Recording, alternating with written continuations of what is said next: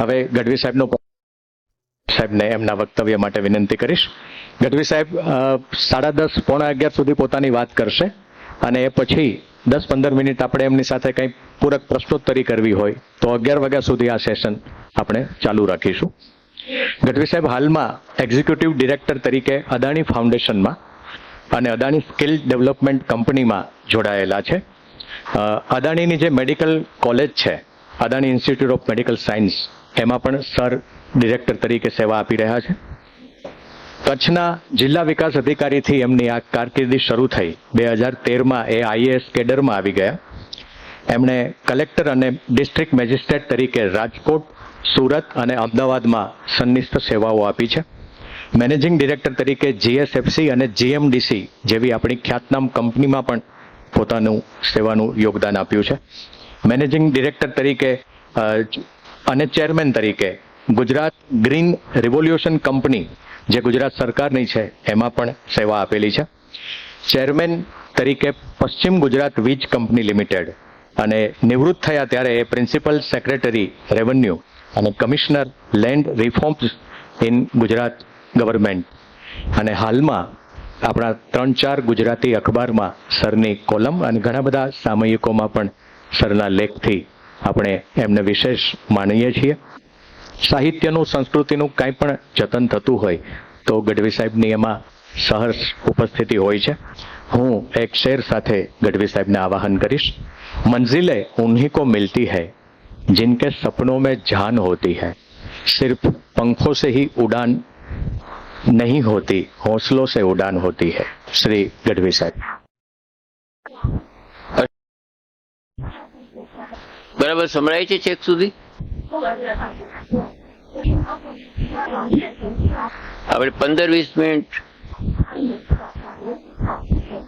તમારા મનમાં કોઈ પ્રશ્ન તો તમને કોઈને હોય નહીં. જાણકાર લોકોને શું પ્રશ્ન હોય? સુગને શું કેમ બહુ ના, પણ કોઈ પૂછવું હોય અથવા તો આ જાહેર જીવનમાં આટલા બધા જાહેર પબ્લિક સર્વિસમાં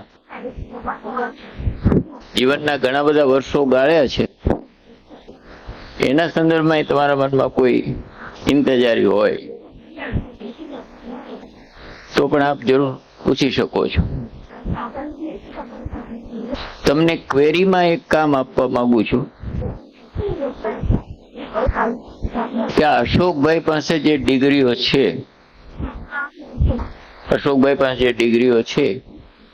સર હવે એમાં કોઈ ડિગ્રી બાકી રહેતી હોય તો ચિઠ્ઠી અમને પકડાવતા જજો, કારણ કે એમના ધ્યાનમાં છે એટલી એમણે લઈ લીધી છે. આ સિવાય કોઈ હોય તો તમે કહેજો. અહીંયા સરસ આ જે જાણીતું ઉક્તિ છે, ઘણા સ્ત્રોતનો ભાગ છે. યા દેવી સર્વભૂતેષુ કલારૂપેણ સંસ્થિતા. એટલે કળા સાથેનો સંબંધ બાંધવા માટેનો આ પ્રયાસ છે. અત્યારે પ્રયાસો ઘણા ઉગીને આથમી જાય છે. હજી ઉગે સમાચારો એક દિવસ વાંચ્યા હોય, ત્યાં આથમવાના સમાચારો બીજે દિવસે વાંચીએ છીએ. આ આથમે એવી નથી. આ અશોકભાઈ ને ખોડીદાસભાઈ જેવું નહીં, પણ એક મોડર્ન ચિત્રકાર જેવું આ છે કે જેમાં કોન્ક્રીટ નથી. બધા મોડર્ન ચિત્રકારો ખરાબ છે એમ નથી કહેતો, કેટલાક ઉત્તમ પણ છે, પણ એ કે એને મોડર્ન નામ આપો એટલે એની વ્યાખ્યા શું છે એ મોડર્ન કહેવા વાળાને ખબર નથી. એવું જ અત્યારે મોડેલની બાબતમાં થયું છે. દરેક સંસ્થા વાળાએ કહ્યું છે અમે મોડેલ આપ્યું છે, પણ શું મોડેલ આપ્યું? એટલે એને કહ્યું કે આ મોડર્ન ચિત્ર છે. તો કે શાનું મોડર્ન ચિત્ર છે? તો કે આ પડદા ઉપર તમે જુઓ છો ને કે સરસ મજાનું લીલું ઘાસ છે અને એક બકરી છે. તો જોનારાઓએ ઘણું બધું આમ ઉપર નીચે જોયું, પછી કહ્યું કે ઘાસ નથી દેખાતું. તો કે બકરીઓ એ ઘાસ ખાઈ ન જાય? તો કે એ તો બરાબર છે, આને તો આ લોજિકલ થયું. તો કે પણ બકરી નથી દેખાતી. તો કે ઘાસ ખાઈને બકરી ઉભી રહે? તો રમણીકભાઈ, આ જે પ્રયાસો થાય છે એ જો કોન્ક્રીટ ના હોય, એ જો સાબુત ના હોય, એ જો ધરતી સાથે મૂળ સાથે જોડાયેલા ન હોય, તો બકરી ઘાસ ખાઈને જતી રહે. અને રોજ કેટલી બકરીઓ કેટલું ઘાસ મારું તમારું ચારીને જતી રહે છે, અને ક્યાં જાય છે ખબર પડતી નથી. એ સ્થિતિમાં આ કામ છે. બે વાતો તમારી બહુ મહત્વની પલાણ સાહેબ, આના ઉપરથી આશા બાંધવા જેવી છે. તમારે અધ્યાપકોએ આશા બાંધવા જેવી છે. બે બાબતોમાં અશ્વિનભાઈ તમે જોયું કે લગભગ કોમન વાત કરી કે અમને લોકમાં અને લોક સાહિત્યમાં રસ, લગભગ મોટા ભાગનું. અને એમણે કહ્યું કે અમને કળાઓમાં રસ છે. આથી મોટો સધિયારો બીજો હોય નહીં. બુદ્ધ અને મહાવીરે વિચાર કર્યો કે જ્યાં લખાયું છે, ભલે વેદાંતો હશે, ભલે ઉત્તમ હશે, પણ સંસ્કૃતમાં લખાયું છે. જો પાલીમાં લખાય, પાલી ભાષામાં લખાય, તો મારા લોકો સુધી પહોંચે. સંતોએ પણ આ જ વિચાર કર્યો. સંત સાહિત્ય આખું શાના ઉપર ચાલે છે? લોક ભાષા ઉપર. વાલ્મીકીનું રામાયણ ઉત્તમ, પણ લોકોને પહોંચે નહીં. ઘણા ગાંઠે વિદ્વાનોને જરૂર પહોંચે, એની ઉત્તમતા વિશે કોઈ બેમત નહીં. એટલે તુલસીએ શરૂ કર્યું લોકાભિરામમ. તુલસીએ લખ્યું રામ કોનો? લોકનો.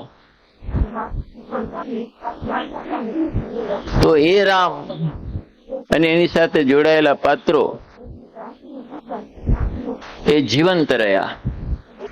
લોક સાથે જોડાયેલો, લોક સાથેનું જોડાણ, એને જીવંત રાખવા માટે કોઈ પ્રયાસ ખાસ કોઈએ કરવો પડતો નથી. આ રામદેવ પીરનો મેળો ભરાય એના કોઈ અમે પરિપત્રો કરીએ છીએ? અને અમે પરિપત્રો કરીએ છીએ, મેળા ભરાવતા નથી.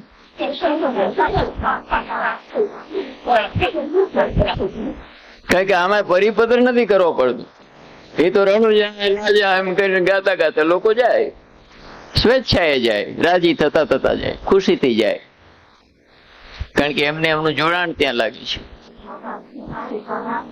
એટલે તમે આ વાત કરી એ મને એટલા માટે ગમી કે આ લોક સાથેનું જોડાણ હશે તો લોક તમને જીવતા રાખશે. લોકની લાગણી જે છે, આપણે આ સંશોધનની અનિવાર્યતા, નિસર્ગે કહ્યું સંશોધનની અનિવાર્યતા અને સ્કોપ, એ સંદર્ભમાં હું વાત કરું તો અનિવાર્યતા તો છે જ. આ બધા દાખલાઓ આપ્યા એના પરથી, તમે બધા બોલ્યા એના પરથી. અને સ્કોપ, ઓહો, એટલો અમાપ છે, અમાપ સ્કોપ છે, જેનો કોઈ અંત ના આવે એટલો બધો સ્કોપ છે. તો લોકો કહે છે કે નવું સર્જાતું નથી. પલાણ સાહેબ, આ વાત વારંવાર થાય કે તમે આ લોક સાહિત્યની તમે હું બધા વાત કરીએ છીએ તો બધું જૂનું મેઘાણીભાઈ નું કહીએ, બીજા બે ચાર નામો કહીએ. તો લોક લાગણી થી પ્રગટ થતું સાહિત્ય જો નામશ્રેષ્ઠ થયું હોય તો કાકા સાહેબે જે કહ્યું, કાકા સાહેબ કાલેલકરે એવું કહ્યું કે આ લોક સાહિત્ય છે એ લોકની શાશ્વત સંપત્તિ છે. લોક સાહિત્ય છે એ શું છે?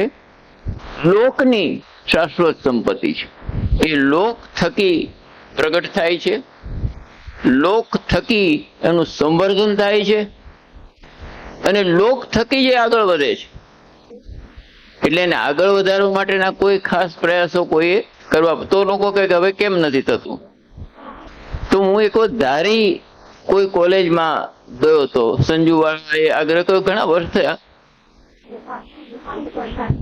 તો એ કોલેજમાં ગયો તો શરૂઆતમાં પ્રાર્થના પછી દીકરીઓએ એક ગરબો કર્યો. તો એમાં જે એમણે ગાયું એ મેં સાંભળ્યું, દાદા કે ક્યાંય લોક સાહિત્યમાં લખાયેલો આ ગરબો કે આ રાસ છે નહીં, આ ક્યાંથી આવ્યો, આની શોધ કોણે કરી, આ કેવી રીતે પ્રગટ થયું. એટલે મને એ છોકરીઓને બોલાવી કે આ તમે ક્યાંથી શીખી આવ્યા. તો કે અમે ધારીના ગામડાઓમાં ગયા હતા ને અમારા NSS ના સોશિયલ કામ માટે, તો ત્યાં બહેનો આ ગાતી હતી. તો મેં કીધું આ તો નવું લાગે છે, આ ક્યાંથી ઊભું થયું. તો કે સાહેબ આ તમે બધા આવ્યા ને પછી ઊભું થયું. મેં કીધું એવું કેવી રીતે થયું. તમે બધા એટલે સરકાર આવી પછી ઊભું થયું એમ કહેવા માંગતા હતા. અંદર તો મારો તો પનો તો એ જ. એટલે કે જ્યારથી આ ફોરેસ્ટ વાળા અહીંથી અમને કાઢવાના પ્રયાસો કરવા માંડ્યા કે અહીંથી ભાગી જાઓ, અભયારણ્ય કરવું છે. પેલા કે અમે તો પણ 5000 વર્ષથી આમની જોડે રહીએ છીએ અને આમની સંખ્યા વધી છે અને અમારો ગ્રોથ થાય, તો તમને કાઢી કેમ મૂકો. તો ના, અભયારણ્યમાં તમે ના રહી, સેન્ચ્યુરી ડિક્લેર થાય એટલે હ્યુમન હેબિટેશન ના રહે. પેલા લોકો કે આના ઘણા ગંભીર પરિણામો આવશે અને આ સિંહો અહીંથી નીકળીને ગામમાં અમારા ઘરે આવશે અને બીજા લોકોના ઘરે જશે, જે આજે થઈ રહ્યું છે. કે ન ચાલે. એટલે એને એ લાગણી વ્યક્ત કરવા માટે એમણે રાસડો ગાતા કે આ ગીર કેડી વાંકી અને મારે માલ જાઓ હાંકી. માલધારીઓ, આ ગીર કેડી વાંકી મારે માલ જાઓ હાંકી, સિપાહી દેતા ડારા નીકળો ગીર બારા. આ ચોમાસાનો ગારો, અહીંયા કઈ કોડરી લેટરલ હાઈવે નથી બનેલા, અહીં તો ગારો છે. આ ચોમાસાનો ગારો અને મારે માથે ઘાસ બારો, પણ સિપાહી દેતા ડારો કે તમે નીકળો ગીર બારવા. જો આ લાગણી જે થઈ એ વ્યથામાંથી ઉભી થઈ. વિયોગી હોગા પહેલા કવિ, આ સે ઉપજ્યા હોગા ગાન. જ્યારે કોઈને કોઈ વેદના થઈ હશે, કોઈને કોઈ વ્યથા થઈ હશે, ત્યારે એમાંથી ગીત પ્રગટ થતું હોય છે. એટલે ફોર્મલ સંશોધન નહીં થતું હોય. મેં કહ્યું ને, આ સંશોધનનો સ્કોપ એને તમે બાંધી ન શકો એટલો રમણીકભાઈ મોટો છે. બાંધી કેમ નથી શકતા? કારણ કે લોકને બાંધી નથી શકતા, લોકની લાગણીઓ નથી બાંધી શકતા, લોકના પ્રશ્નોને નથી બાંધી શકતા. આ 30-35 વર્ષ પહેલા રેડિયોનું સ્ટેશન મેળવો અને બિનાકા ગીતમાલા સાંભળવા માટે રેડિયો સિલોન મળે જ નહીં. મળે ત્યારે બિનાકા ગીતમાલા પૂરી થઈ ગઈ હોય. તમને બધાને આ ખ્યાલ નહીં આવે. અને હવે તમે અહીંથી મોબાઈલ કરી અને દુનિયાભરની વસ્તુઓ સાંભળી શકો છો. ત્યારે જે પ્રશ્નો હતા એ જુદા હતા, આજે એ પ્રશ્નો છે એ જુદા છે. આ સાધનો થયાથી પ્રશ્નો ના ઉકેલાયા, પ્રશ્નો બદલાય. એક્ઝેક્ટલી કનુભાઈ, કારણ કે સાધનો એ અશ્વ છે, એનો વાપરનાર એ અશ્વાર છે. આ સાધનોની ઘણી મોટી કિંમત છે, ઘણી મોટી કિંમત છે. આના અનેક ફાયદાઓ છે. હા, તમે ઉપયોગ કેવી રીતે કરો છો એના ઉપર એનો આધાર છે. તમે એક વિદ્યાર્થી તરીકે, એક સંશોધક તરીકે મને ઘણો આનંદ છે કે ઘણા બધાને આ કલા પ્રતિષ્ઠાન છે ને એ મને લાગે છે કંજક્ટિવાઇટિસ જેવું લાગે છે. એ સૌથી વધારે ચેપી છે, ઇન્ફેક્શિયસ. એટલે કેટલા બધા લોકો કે હું દાદાના દર્શન માટે આવી છું, ને કેટલાક લોકો કે રમણીકભાઈ અગાઉ છેક વલસાડ થી કચ્છ સુધીના લોકો, કોઈ કે હું અમારા પ્રાધ્યાપકને લીધે આવી છું. તમે જુઓ, કારણ ગમે તે હોય, પણ ચેપ શેનો લાગ્યો? આ મૂંગા પ્રયાસોનું આ પરિણામ આવે છે. આમણે રેડિયો મિર્ચી જિંગલ વગાડે છે, જે જિંગલ વગાડે છે એ લોકો સાંભળે છે કે સમજે છે મને ખબર નથી, વગાડે છે, રાજી થાય છે, અને કદાચ ફાયદો થતો વી ડોન્ટ નો, એ આપણો વિષય નથી. પણ એક વ્યક્તિ જે આ સમજે અને જે આ રસ્તે ચાલે એ બીજી વ્યક્તિને દોરે એવું થાય છે ને, અને એને કારણે આ વ્યાપ વધતો જાય છે. બીજું એક આપને હું એ પણ કહેવા માંગુ છું, તમે બધા અહીંયા છો, કે જીવન એ સાર્વત્રિક છે. એટલે કોઈ સાયન્સ નો વ્યક્તિ ને સાહિત્યમાં રસ નો એવું નથી. લિયોનાર્ડો દ વિન્ચી નું નામ એવું હતું. ડોક્ટર હોમી બાબાને ભારતના લિયોનાર્ડો દ વિન્ચી કહેતા હતા, કે જેમને સર્વ પ્રકારની વિષયોમાં રસ હોય, જેમનું વ્યક્તિત્વ સાર્વત્રિક હોય. આ આંગળીની એવી દવા કરે તો કે હું ફર્સ્ટ ફિંગર નો સર્જન કરે એક્સપર્ટ છું, પણ આપણે કહીએ કે બીજી આંગળી આમાં જતી રહેશે, કે એ તમારે એને બીજા કોઈ પાસે જવું પડે. પણ મારી તો ફરજ છે, જે ઊંચી ફી તમારા માટે પાસેથી હું લઉં છું, એ આ પહેલી આંગળી જે તમે મને રોગ કહેવાનો દવા કહો એ નહીં, પણ જીવનને સાર્વત્રિક રીતે જોવાની દ્રષ્ટિ. ડોક્ટર હોમી બાબા માટે ડોક્ટર સીવી રમને, બંને ખૂબ જાણીતા સાયન્ટિસ્ટ, એક આપણું ત્યાં PRL ના ભૂમિપૂજન વખતે એમને ફોટો આપ્યો. સીવી રમને ડોક્ટર હોમી બાબાને ફોટો આપ્યો. એને કહ્યું કે તમારું ચિત્ર મેં દોર્યું છે, આ કનુભાઈ જેમ સરસ ચિત્ર દોરે છે ને, એને કહ્યું કે એક વૈજ્ઞાનિકે આ બીજા વૈજ્ઞાનિક માટે દોરેલું ચિત્ર છે. સીવી રમને કહ્યું કે એમ નથી, એક કલાકારે બીજા કલાકાર માટે દોરેલું આ ચિત્ર છે. તમે વૈજ્ઞાનિક ભલે હો, તમને વૈજ્ઞાનિક તરીકે ભલે નોબેલ મળ્યો હોય,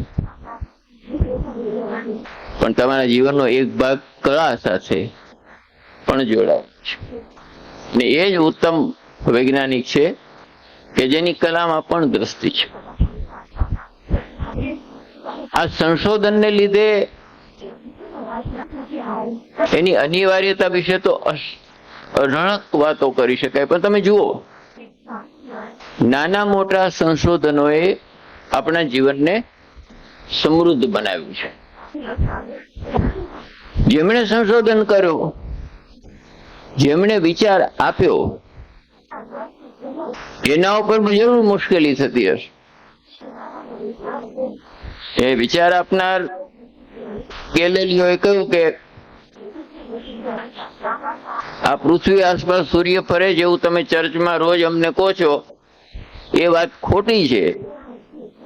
આ સૂર્યની આસપાસ સમગ્ર નભોમંડળ છે એ પરિક્રમા કરે છે. તો ગેલેલિયોને જીવ્યો ત્યાં સુધી કે આ સંશોધનો ન થયા હોત તો આપણે જીવનના ઘણા બધા ગુણાત્મક પરિવર્તનો આપણે આજે અનુભવ્યા ન હોત, જુદા જુદા વિષયમાં. જેમ કળાને લાગુ પડે છે એમ માનવ જીવનને પણ લાગુ પડે છે. મેં તમને કહ્યું કે જે લોકોએ વિચાર આપ્યો એ હંમેશા જગતે આવકાર્યો એવું નથી. ઘણા ભાગે તો જગતે એને પડકાર્યો જ છે. ચારવાકે કહ્યું કે આ બધી વિધિ વિધાનો એ અમુક વર્ગના ભરણ પોષણ માટે કરવામાં આવે છે. આવું 2500 વર્ષ પહેલા ચારવાકે કહ્યું. તે ચારવાકને તો એવું કહેવાય છે કે એને એના સાહિત્ય સાથે જીવતો સળગાવ્યો. એને દાખલો દીધો, એ દાખલો ના, એને કહ્યું કે જો તમે વિધિમાં કરાવેલું શ્રાદ્ધ બીજા લોકમાં તમારા વડવાઓને મળતું હોય તો તમે પેલા માળે ખીર બનાવો હોય, તમારો દાદો ઉપર માગે છે એને કેમ નથી પહોંચતી? ત્રીજા માળે જ રહે છે ને એને ખીર ખાવી છે, એને પહોંચાડો ના ત્યાં મોકલો એના કરતા. એટલે એને કહ્યું દેવું કરો પણ ઘી પીવો, એમ રાજી ખુશી રહો. એક નવો વિચાર જે તે સમયે ચાલતો તેનાથી જુદો આપ. ઇંગ્લેન્ડના Edward જેનરે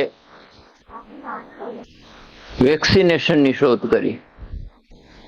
millions and millions of people world વોરમાં તો ઓછા મર્યા એ સ્મોલ પોક્સ થી મરી જતા.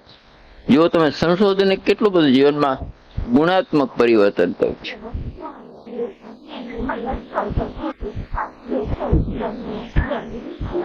એલેક્ઝાન્ડર ફ્લેમિંગ એન્ટીબાયોટિક,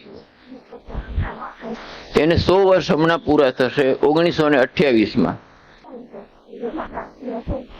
એન્ટીબાયોટિક નહીં હોવાથી કારણે કોઈને કંઈક નાનો રોગ થાય અને લોકો રામશરણ પામે કે બાપા બરાબર હતું પણ ગઈ સવારે ઉઠ્યા નહીં, પણ બરાબર નહોતું એમને, બરાબર નહોતું નહીં તો સવારે ઉઠે જ ને.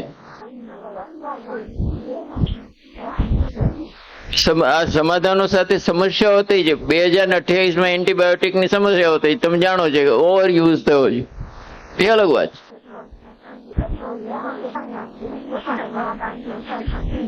અને વિલમેન કરીને જર્મનીના સંશોધકે કહ્યું કે શરીરની અંદર જોવા માટે આ સર્જરી જ કરવાની જરૂર નથી, એક્સરે થી પણ થાય. આ 3 શોધો તમે લો સાહેબ, મેડિકલ ક્ષેત્રમાં કેટલું મોટું પરિવર્તન થયું. એક ઇંગ્લેન્ડનો, એક સ્કોટલેન્ડનો અને એક જર્મનીનો. મંદિરો એમના બનાવવા જોઈએ કે નહીં? આપણે ભલે કહેતા હોય કે અમે વિશ્વગુરુ છીએ અને છીએ, ચાલો ને માની લઈએ, એમાં કઈ બીજું બોલાય એવું નહીં. બીજું બોલો જ તમે ગાંડામાં ગણાવો. એટલે વિશ્વગુરુ તો આપણે જ છીએ, વિશ્વગુરુ તો આપણે જ છીએ. આ યુનિવર્સિટી વાળા શાખ પુરાવશે એમાં કે કેવાય આપણે કેટલી હદે વિશ્વગુરુ થતા જઈએ. પણ માણસો બચાવવાની આ 3 શોધોમાંથી એક પણ શોધ આપણે ત્યાંથી નથી ગઈ. આપણે ત્યાંથી બીજી અનેક ગઈ હશે. ફરી હું તમને કહું, બેલેન્સ થવાની જરૂર છે. સુશ્રુતે અને ચરકે જે કામ કર્યું એ આજે વેલિડ છે, પણ દુનિયાના જુદા જુદા ભાગોમાં થયેલા સંશોધનોએ દુનિયાને આગળ વધારી છે. એ વાત કળાના સંદર્ભમાં પણ છે, એ વાત સંસ્કૃતિના સંદર્ભમાં પણ છે, એ વાત સ્થાપત્યોના સંદર્ભમાં પણ છે. જ્હોન સ્મિથ નામનો એક અંગ્રેજ અધિકારી, બેઝિકલી કેપ્ટન જ્હોન સ્મિથ, એ શિકારે નીકળેલો, સાથે એક માલધારી છોકરો હતો, એને બતાવતો હતો. એકાએક એનું ધ્યાન ગયું કે આ ગુફા જેવું શું છે. એને પેલા છોકરાને પૂછ્યું કે ઘાસ બસ આ ગુફા ને આ જરા. તો એને વાંચ્યું કેવ નંબર 10 એવું લખેલું છે, 10 નંબરની ગુફા. એ અંદર ગયો, એને કહ્યું કે આ દુનિયાના અદભુત સ્થાપત્યો અને દુનિયાને ખબર જ નથી. એટલો બધો એક્સાઇટેડ થઈ ગયો, એને ત્યાંથી પથ્થર લઈને ટોચીને પોતાનું નામ ને તારીખ લખી, જે હજી સુવાચ્ય છે. અને અજંતાની ગુફાઓ દુનિયાના ધ્યાનમાં આવી. સ્થાપત્ય, આ સ્થાપત્યો જે છે એનું ઔચિત્ય જે તે સમય એટલું હશે, એને રાજ્યાશ્રય એટલો મળ્યો હશે. આજે દુનિયામાં આપણી વિરાસત છે. ઇલોરા વોઝ નેવર લોસ્ટ, કારણ કે એ તો રૂટ ઉપર જ હતી, એટલે આવતા જતા લોકો એને જોતા હતા. But Ajanta was completely lost and found છે, કે જે વિસ્મૃત થઈ ગઈ હતી, કોઈને યાદ નહોતી, અને એ લોકોએ શોધી. તો આ સંશોધન કોઈ શામજીભાઈ કરે કે કોઈ સ્મિથ કરે એ મહત્વનું નથી. મહત્વનું એ છે કે આપણા સુધી એ પહોંચી. આપણા પીપી પંડ્યાને આપણે જરૂર યાદ કરવા જોઈએ. પાષાણ યુગની બૌદ્ધ સમયની ગુફાઓ ગુજરાતમાં અને રાજકોટ જિલ્લામાં ખંભાળિયાની આસપાસ છે. એ બિલકુલ એમણે સ્થાપિત કરી આપ્યું. અને તેમણે જોયું કે ઉત્તમ પ્રકારના જે બૌદ્ધ અવશેષો છે એ અહીંયા સચવાઈને પડ્યા છે. માત્ર 39 વર્ષની જોઈ ગયા, 39 years. જો વધારે જીવ્યા હોત તો એ ઘણું બધું વધારે કરી શક્યા હોત. પણ એક એવું છે ને, માણસ શંકરાચાર્ય પણ ક્યાં વધારે જીવ્યા.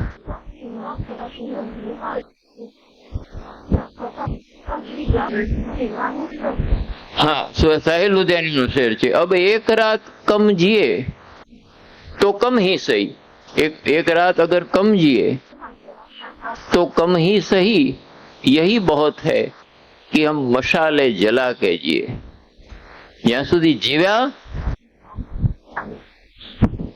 ત્યાં સુધી સક્રિય રહે, ત્યાં સુધી કોઈ વિચારને સતત વહેતો રાખે.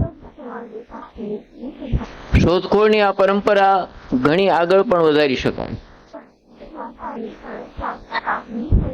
સાહિત્ય, એમાં ઘણા બધા નામોમાં સ્વાભાવિક રીતે જ મેઘાણીભાઈનું નામ આગળ આવે, કારણ કે યુનિવર્સિટીનું શિક્ષણ પામેલા, દેશ અને વિદેશનો થોડો એક્સપોઝર હતું, સારી નોકરી હતી. એ છોડીને પોતાની પસંદગીથી એ કાઠિયાવાડમાં આવ્યા ત્યારે શું કરવું એમને ખબર નહોતી. કોઈકે કહ્યું કે બધા રજવાડાઓને એક અંગ્રેજીમાં કાગળો લખેવા માણસની જરૂર, તમારું અંગ્રેજી સારું, કોઈ પણ રજવાડામાં નોકરી મળી જશે. એમણે કહ્યું કે ના, એ તો રેવા દો, એ નથી કરવું. તો કોઈએ કહ્યું કે તમે વાણિયાના દીકરા છો, વેપાર કરો, શરૂ કરો, બગસરામાં જ કરો ને. એમણે કહ્યું કે ના, એ મારે કરવું નથી. તમે જુઓ, એ નાના રાજના એક રાજવી સુરગવાળા એમની પાસે જતા આવતા હતા. સુરગવાળાને ત્યાં સાહિત્યકારો આવે, લોક સાહિત્યકારો આવે, વાર્તાકારો આવે, શિલ્પકારો આવે.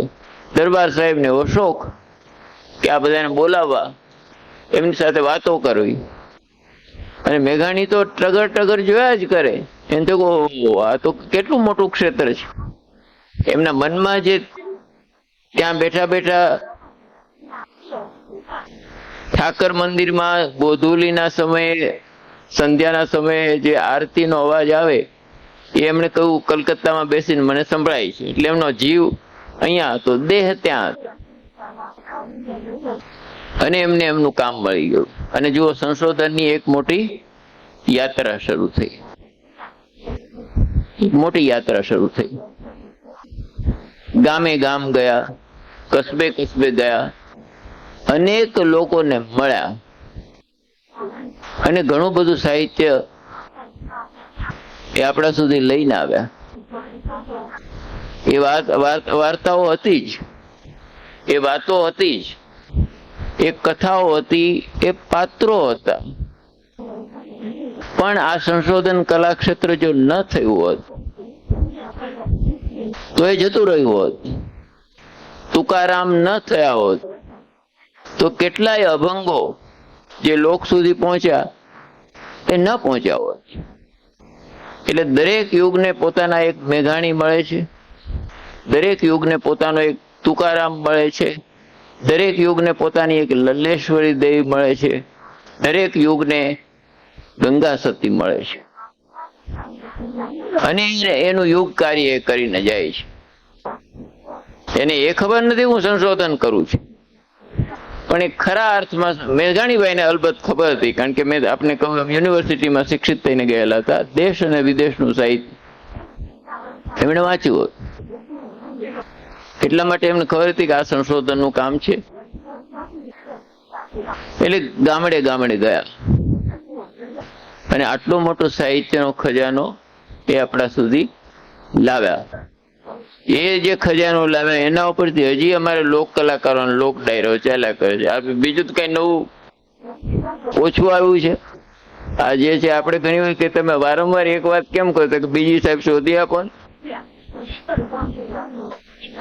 કારણ કે અમને આ જે બાપા લખીને ગયા છે એમાંથી વાંચીને કહીએ છીએ. રાજકોટ રેડિયો સ્ટેશન પણ મોટા ભાગે આ સંશોધન ઉપર જ ચાલ્યું.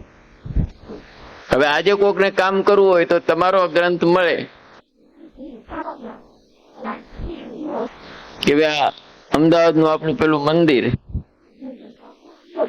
હઠીસિંહ નદેરા, તો હઠીસિંહ નદેરા ઉપર હવે કોઈને જોતું હોય તો આપણું કલા સંસ્થાનનું એક પુસ્તક, અધિકૃત પુસ્તક એમને મળે. કુમાર વિશેનું વાંચવું હોય તો આપ ભાઈ નિસર્ગભાઈ જેવાને તમે ગુરુ માનજો. ખરેખર એટલે કેટલી નિષ્ઠાથી 5 ભાગ કર્યા એમ. કુમાર વાળા તો એ 10 વાળા કરી શકત નહીં.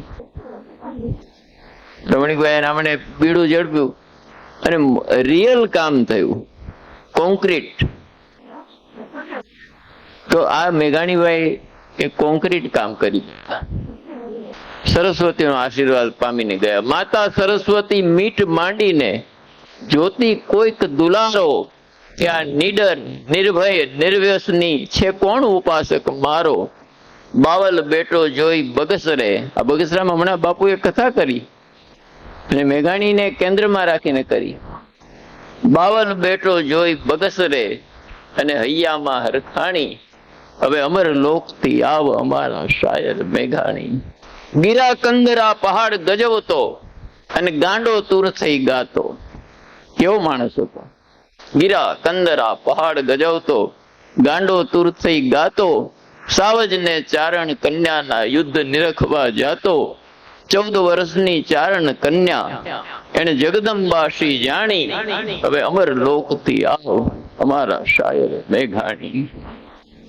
તું ન હોત તો શું થાત? પિંગળસિવાય લીલાનું પંક્તિઓ લખેલી છે. કોણ હવે કોદાળી લઈને ધરણી પર ઢંઢોળે. કોદાળી લઈને કોણ નીકળે? કોણ ખેડાણ કરે? કોણ હવે કોદાળી લઈને ધરણી પર ઢંઢોળે? કોણ હવે સ્મશાન જગાડી ખપી ગયા ને ખોળે? કોણ હવે કહેવાનું આ ગરવા ગૌરવની કહાણી? અમર લોકથી આવ અમારા શાયર મેઘાણી. એક વારસો લાવ્યા એટલું જ નહીં, પણ વારસાની સાથે સમાજમાં જે સમન્વય વાત ચાલતો હતી. કાલે કોલાણ સાહેબે 2-3 વાતો સહેજે સમન્વયની કરી દીધી. કારણ કે વિસંવાદની વાતો એટલી મોટા પાયે કહેવાય છે કે સમન્વયની વાતો કહેનારા થોડા રહ્યા છે, પણ સદભાગ્ય રહ્યા છે. આયરની દીકરી ઘરે જાય છે મિત્યાળાની. જો મેઘાણીભાઈ આ ગાંધી આવ્યા પહેલાનું કહ્યું. ભાઈને થાય છે કે આ બેન આવી છે અને બેનના ગામમાં દુષ્કાળ છે, કંઈક માગવા આવી હશે, એટલે ભાઈ આગો પાછો થઈ જાય છે. ભાભીએ જવાબ આપ્યો કે તમારા ભાઈ તો 12 ગામ ગયા છે. એને ખબર પડી કે આ ભાઈ તો મને મળવા નથી માંગતો, ભાઈને ડર લાગ્યો છે કે હું કંઈક માગીશ. માગવામાં એ વખતે પૈસા તો કોઈની પાસે નહોતા, પણ પશુઓ માટે ઘાસ અને થોડું અન્ન. પાછી જતી હતી ઉદાસ થઈને અને વિચાર કરતી હતી તો આ તો કાળનું કામ કરે છે. મારો ભાઈ તો નકામો નહોતો, પણ કાળ એનું કામ કરે છે, એટલી સ્વસ્થતા છે. છેલ્લે આવે આપણે જેને હંમેશા સમાજમાં પાછામાં પાછા ગણીએ છીએ, ત્યાંથી જોગડાએ કહ્યું કે બેન હમણાં જ આવી હતી ને કેમ પાછી જાય છે? જો ભાઈ બહેન નો સંબંધ છે, એ કઈ જ્ઞાતિનો છે મહત્વ નથી. આને કહ્યું કે ના ભાઈ ઘરે નહોતો એટલે પાછી જાઉં છું. પણ બેનના એને કહ્યું, એને ભાઈ જોગડાએ જોયું કે વ્યથા એના ચહેરા ઉપર છે, એના શબ્દોમાં નથી, એ એની ગરવાઈ છે. કે કઈ કામ હતું કે ના, છોકરાઓ અને ઢોર સચવાઈ જાય એટલે થોડું ઘાસ અને થોડું અનાજ ભાઈ પાસે મળશે. જો આ સંશોધનથી એક સમાજ જીવનનું કેવું ચિત્ર ઊભું થાય, એટલા માટે આવી હતી. હવે આ કે છે કે હું તારો ભાઈ નથી.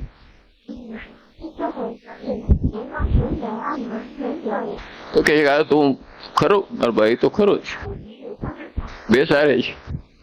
અને એને અનાજ અને ઘાસ 12 મહિના ચાલે એટલું આપે છે. એના દીકરાને કહે છે આપ કોઈ ના કરે મૂકીને આવો. આ સમન્વય. અને જે દિવસે એ સાંભળે છે, આ દીકરી સાંભળે છે, આ એની દીકરી કે જોગડો કોઈ સંઘર્ષમાં લડતા લડતા ગયો, ત્યારે લખે છે કે તું વણકર અને વણાર, અમે વણકર અને તું વણાર, આપણો નાતે નેડો નહીં. તે મને રાખ્યો, પણ આપણી જ્ઞાતિ કે સામાજિક બંધનો તો આપણે વિચ્છેદ કરનાર. પણ આજે હું તારી પાછળ આ મરસ્યું શા માટે ગાઉં છું કે તારા ગુણને ગાવું ગજમાર. તું હાથીને મારનારો છે, તારા ગુણને ગાવું ગજમાર, તારી જાત ન પૂછું જોગદાર.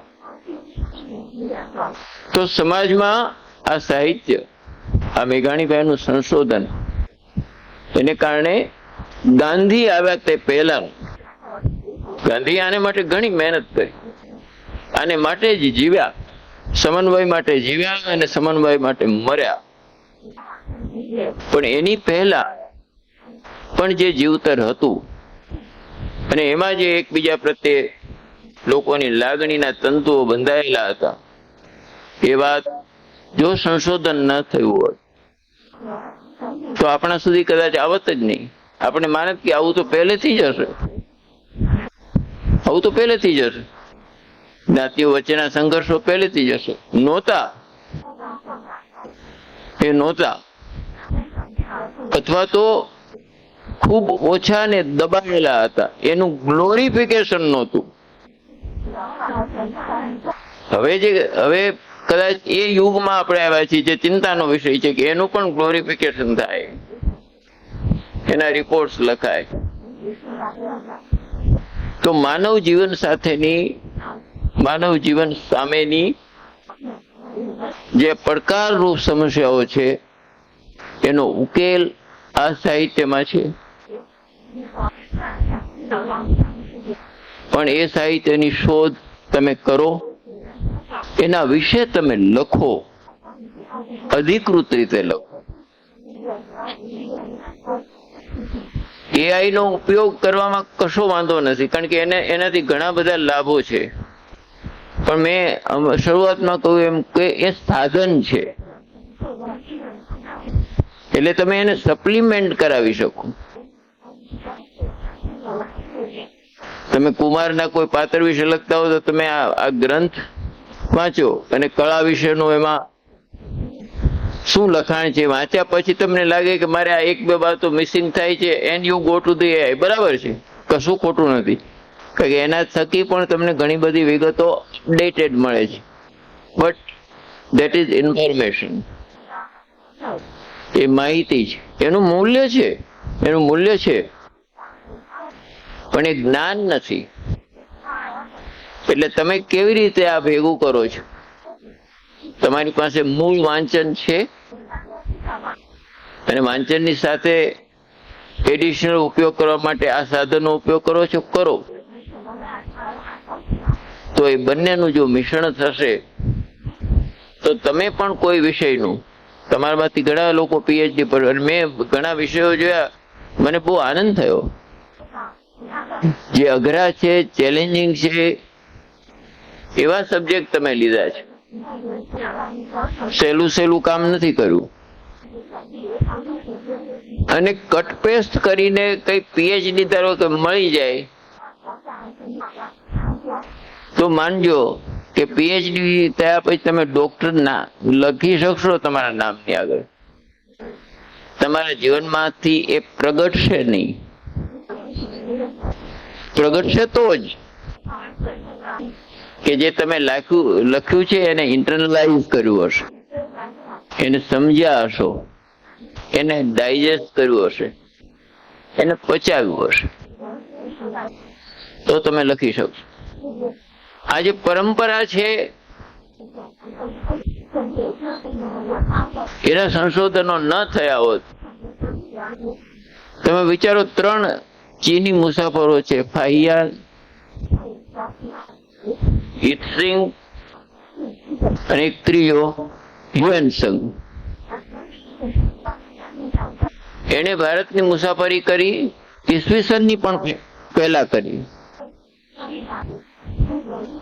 જ્યારે જગતમાં કેટલીક બાબતો નહોતી, એને કહ્યું આવું આ દેશમાં છે. મેં તમને કહ્યું વિશ્વગુરુ નથી જેમ કે એમાં પણ માની લેવાની જરૂર નથી. માત્ર પગથિયું ક્યાં ઉતર્યા છે એ ચડવાની જરૂર છે. તો એને કહ્યું કે આ નાલંદા વિશ્વવિદ્યાપીઠમાં એને લખ્યું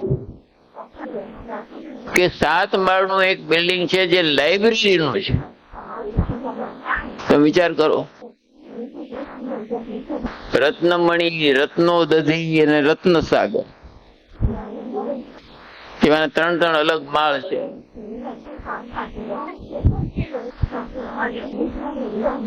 છોકરાઓ કેવી રીતે ભણે છે? તો કે જે લોકો દિવસે કામ કરે એને આચાર્યો રાત્રે ભણાવે છે. જે લોકો અમુક આચાર્યોને ઘરે રહીને ભણે છે તો એને આચાર્યો જમાડે છે, શ્રેષ્ઠીઓ જમાડે છે અને ભણે છે. સમાજ આધારિત વ્યવસ્થા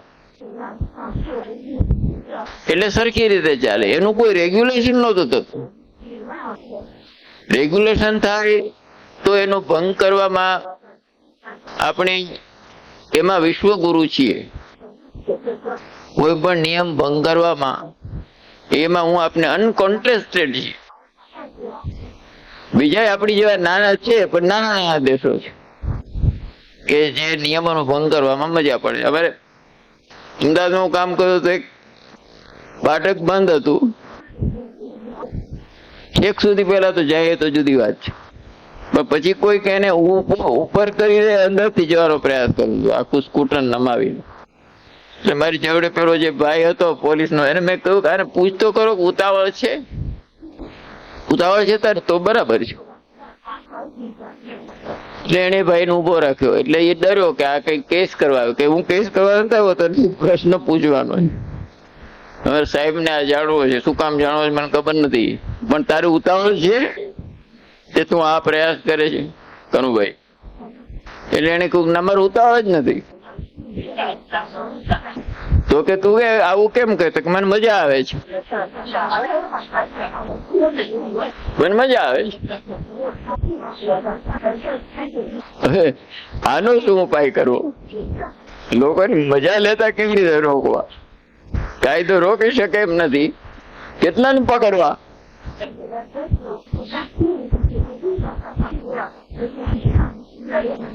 તો નિયમો જો બનાવો અને જો વધારે બનાવો અને જો કોમ્પ્લિકેટેડ બનાવો તો એનો ભંગ થવાની શક્યતાઓ વધારે છે. સેલ્ફ રેગ્યુલેશન હોય તો સૌ પોતપોતાની રીતે યોગ્ય રીતે વર્તન કરે છે. અહીંયા બૂટ ચંપલ લાઈનસર રાખવા એવું જો આ લખે રમણીકભાઈ ને, હું તમને શરત સાથે કહું ના રાખો તમે. ક્યારે આ રમણીકભાઈ લખ્યો એનો તો ભંગ કરવો જ આપણે છે. મજા અહીંથી જ શરૂ. પણ 10 જણા લાઈનસર રાખ્યા હોય તો બાકીના લોકો લાઈનસર છે.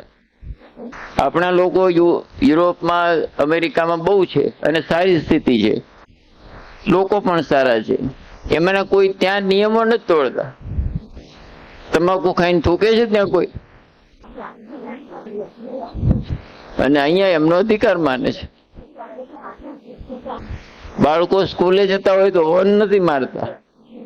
વિશ્વના કોઈ પણ સારા દેશમાં બાળકો સ્કૂલે જતા હોય ને રોડ ક્રોસ કરે બાળક, તો કોઈ પણ વાહન વાળો કોઈ પણ સ્પીડમાં હોય હોર્ન નથી મારતો, ઊભો રહી જાય છે.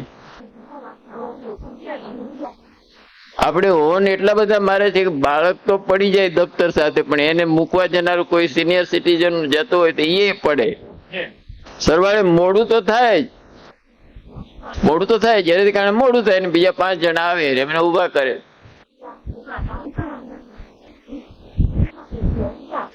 તો આપણી આ સમાજ વ્યવસ્થા એવી હતી કે જે સેલ્ફ રેગ્યુલેટેડ હતી, અને એને કારણે એક ક્ષેત્રનું સંશોધન આજના આઈટીમાં ઉમેરીને આપણે કેવી રીતે કરીએ. આ મહિનાના જ કેટલાક અંગ્રેજી અખબારોમાં એક અહેવાલ આવ્યો, આ મહિનાના એટલે હવે જૂનના, કે એક સ્ટાન્ડર્ડ સંસ્થાએ વિશ્વની યુનિવર્સિટીઓનો સર્વે કર્યો, દર વર્ષે કે દર 3 વર્ષે કરતા. એમાં પેલી 100 યુનિવર્સિટીમાં આપણે નહીં, પેલી 100 યુનિવર્સિટીમાં આપણે નહીં. આપણો સૌથી પહેલો નંબર 118માં નંબરે, અને બેંગ્લોરની ઇન્સ્ટિટ્યૂટ ઓફ સાયન્સમાં. જો કે આપણે ત્યાંથી એવું વિધાન કર્યું હ્યુમન રિસોર્સિસ ડેવલપમેન્ટ એટલે શિક્ષણ વિભાગ ભારત સરકારે, કે 122 માંથી 118માં ઉપર આવ્યા. ધન્ય, આપણે રાજી થયા ને, સારું. હવે એના કારણો તમે એ રિપોર્ટમાં બહુ ડિટેલ તો ન મળ્યા, પણ તોય જે ઉલ્લેખો કરીને સમજવા જેવું છે અને તમને લાગુ પડે છે. તમે એનો ઉપાય કરી રહ્યા છો જાણે અજાણે. એમાં એક મહત્વનું કારણ એમણે શું કહ્યું કે રિસર્ચ નથી થતી. જે નંબરો પાછળ છે ત્યાં રિસર્ચ નથી થતી.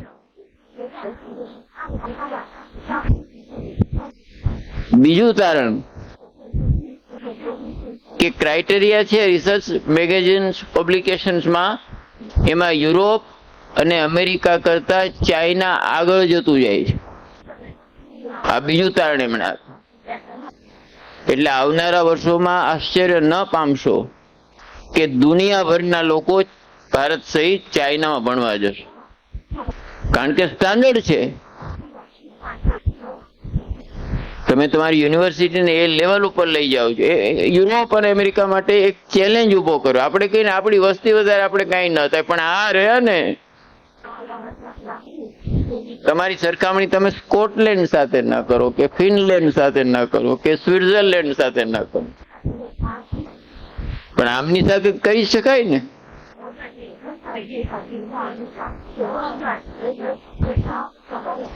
માટે આ અવકાશ જે કહ્યું ને કે આ રિસર્ચની અનિવાર્યતા છે, એટલો ને એટલો રિસર્ચનો અવકાશ અલગ અલગ ક્ષેત્રોમાં, પ્રાણીઓનું, પક્ષીઓનું, કેટલા બધા ફિલ્ડ હજી વણખેડાયેલા રહ્યા છે. આપણે તો તળિયા સુધી ગયા જ નથી હજી. કારણ કે સદભાગ્યે આપણી જે આ પ્રાકૃતિક સંપદા છે, તમારામાંથી ઘણાએ, મેં પણ આ સવારે રાઉન્ડ માર્યો, તો આવા સ્થળોએ આપણે તમે સવારે રાઉન્ડ મારો, તમે થાય કે પ્રાકૃતિક વૈવિધ્યતા કેટલી બધી હશે.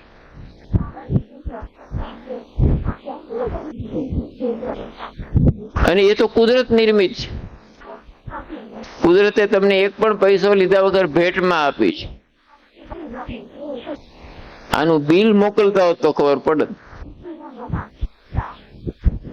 આપણે જો કુદરત બિલ મોકલતી હોત તો આપણે ખબર પડે કે આ તો બહુ અઘરું છે, મુશ્કેલ છે, નહીં ભરાય.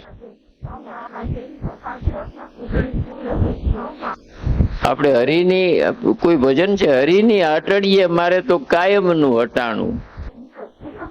હરિની આટડીએ આ બધા લાભો આપણને એ આપે છે, પણ જાણ્યું ન જાણ્યું મેં ટાણું ને કટાણું કોઈ પણ સમયે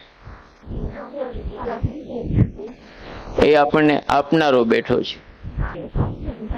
એટલે જીવનના અનેક ક્ષેત્રો જેમાં એક સામાજિક બદલાવ પણ છે. મેડિકલમાં ભણતો વિદ્યાર્થી, કમાતો વિદ્યાર્થી, પ્રમાણમાં આર્થિક રીતે સંપન્ન હોય એવા વર્ગનો વ્યક્તિ એ આત્મહત્યાઓ કેમ કરે છે? વિશ્વભરમાં આ પ્રશ્ન હતો, એ આપણે ત્યાં કેમ છેલ્લા થોડા સમયમાં વધતો જાય છે? કારણ શું છે? તમે જો માનવ જીવનને લગતા કેટલા બધા પાસાઓ, આ પણ આપણી સંસ્કૃતિ અને આપણા સંસ્થાનો સાથે જોડાયેલી બાબતો છે. આ કામો જેમણે જેમણે કર્યા એ આપણને ઉપયોગી થયા છે.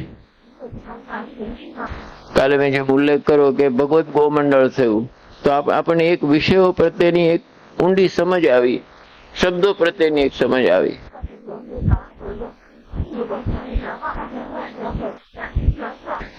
આજના સંદર્ભમાં એવા કયા વિષયો છે? આપણી નદીઓ છે. તો નદીઓને નદીઓના સ્વરૂપમાં આપણે ન રાખી હોય તો એના કારણો શું છે? માત્ર સરકારને ધારો કે દોષ આપીને બેસી રહીએ તો હવે તો એવી સ્થિતિ છે કે એમાં વધારે બગાડ શક્ય જ નથી. હવે એનું વધારે પોલ્યુશન જ થાય એમ નથી. દિલ્હીમાં યમુનાનું પાણી પહોંચે અને યમુનાનું પાણી નીકળે એ બંને પાણીના ટેસ્ટ કરેલા છે.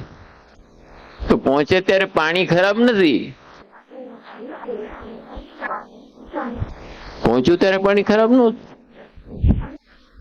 નીકળ્યું ત્યારે આપણે એન્શ્યોર કર્યું કે આ ગટર થઈને જ બહાર જવી.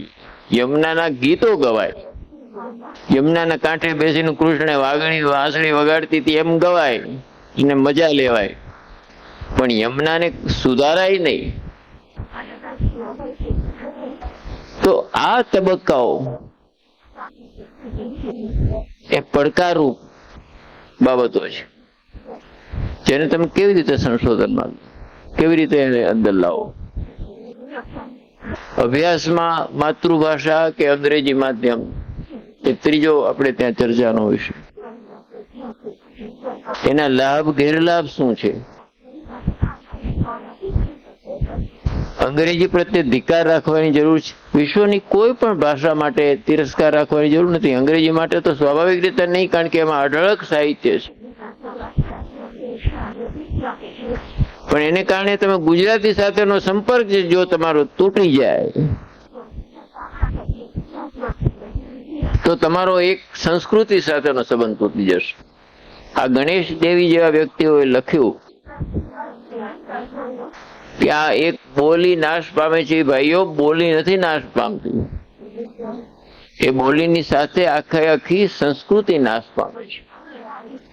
એની સાથે ઘડાયેલા રિવાજો નાશ પામે છે, એની સાથે જોડાયેલી પરંપરાઓ નાશ પામે છે, એની સાથે જોડાયેલા તહેવારો અને ઉત્સવોનો નાશ પામે છે.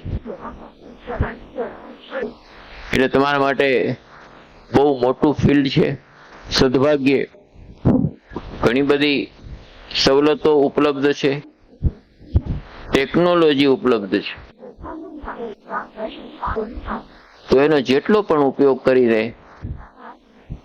તમે આ સંશોધનના વિષયમાં ઊંડા ઉતરશો, ડોક્ટરેટ તો તમને કદાચ એમને પણ મળી જાય, થોડા ઘણા પ્રયાસો કરીને મળી જાય. ઘણા લોકો હમણાં મળે છે, એવું ઘણાના કિસ્સામાં જોવા મળે છે. પણ તમને ખરા અર્થમાં નોલેજ મળશે. ઉમર ખલીફા જતા હતા ને એ બહુ દયાળુ ખલીફા હતા. એ ધર્મના પણ વડા અને રાજ્યના પણ વડા.